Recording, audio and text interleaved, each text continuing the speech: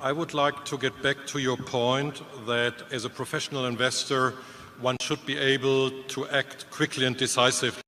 That means being able to know what the intrinsic value is and to act within a day or within an hour if the market offers an opportunity. My question is, how large is the universe of companies which you have in your head whose intrinsic value you know, where you would be able to act within a day or two if the market offered an attractive price to you? Yeah, we can act. Our immediate decision is whether we can figure what's being offered out to us or not. I mean, there's a go, no-go signal, and Charlie and I are often thought to be rude when we think we're just being polite and not wasting the other person's time. So as they start mid-sentence in their first conversation with us, we just say, forget it. And Charlie's pretty good at that, and I'm picking it up. We know very, very, very early in the conversation whether somebody's talking about something that there's any chance is actionable by us. And we don't worry about the ones we miss. We want to make sure that we don't waste any time thinking about things that when we get all through thinking about them, we're not going to know enough to make the decision on. So we just rule those out. And that rules a lot of things out. Then if it gets through a couple of these filters and makes it into an area where it says this is something that we know enough about to make a decision on, we're ready to move right then. So we make decisions.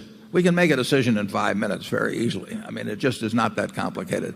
Now, we know about a number of businesses and industries, and there's a lot of businesses and industries we don't know anything about. We know about a lot of things about certain kinds of bonds, and we know there's a variety of things we know about, and it's nice if we can expand that universe of knowledge. But the most important thing is that anything that gets through is in an area of knowledge. And the truth is, if we can't make a decision in 5 minutes, we can't make it in 5 months. We're not going to learn enough in the following 5 months to make up for the fact that we went in deficient in the first place. So it's just not a problem around Berkshire. If we get a call and somebody says either they've got a business for sale or that's what we're going to get on the calls. Or if I'm reading a paper or a magazine or an annual report or a 10K and I look at a price and there's a significant differential between price and value, we move right then. And Charlie and I don't need to talk to each other about it. I mean, we both think the same way, and we have generally similar spheres of knowledge. Charlie? The answer to your question is we can make a lot of decisions about a lot of things very fast and very easily, and we're unusual in that respect.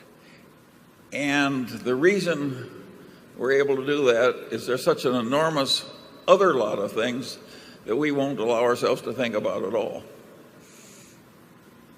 It's just that simple. I mean, I have a little phrase when people make pitches to me, and about halfway through the first sentence I say, we don't do startups.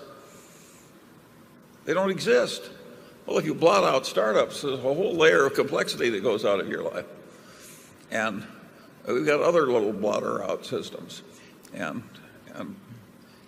using those, we finally find out that what remains is still a pretty large territory that we can handle.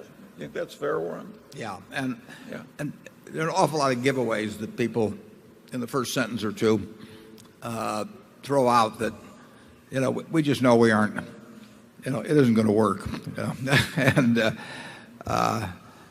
we waste I would say, we waste a lot of time, but we waste it on things we want to waste our time on. And we're very selective about that, and then we're good at it. We waste a lot of time. But we're not going to waste it on things we don't want to waste it on.